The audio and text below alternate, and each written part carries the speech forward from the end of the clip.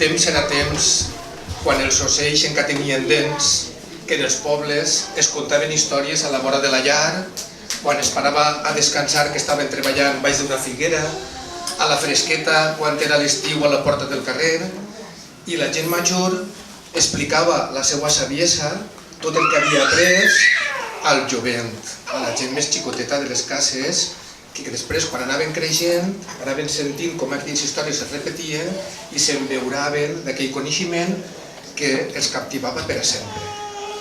Ara que això ha canviat i les costums són unes altres, nosaltres volem recuperar aquesta manera de conviure d'una altra forma. Comencem? 3, 2, 1... No vull sentir ningú. Ells, gallines, tot veu, sobretot havia un pollastre, que diria Josep, això era una meravella. Bon dia, el final del vídeo.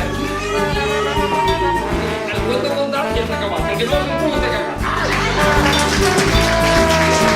El meu poble té un parc.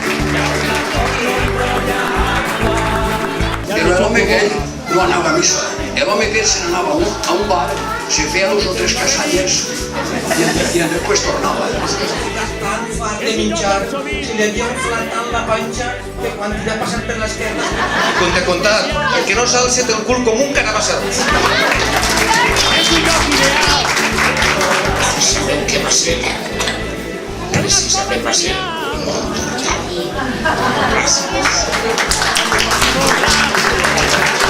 La campana xicoteta, no n'hi ha una campana xicoteta? Bueno, un altre dia us contaré un altre cuento.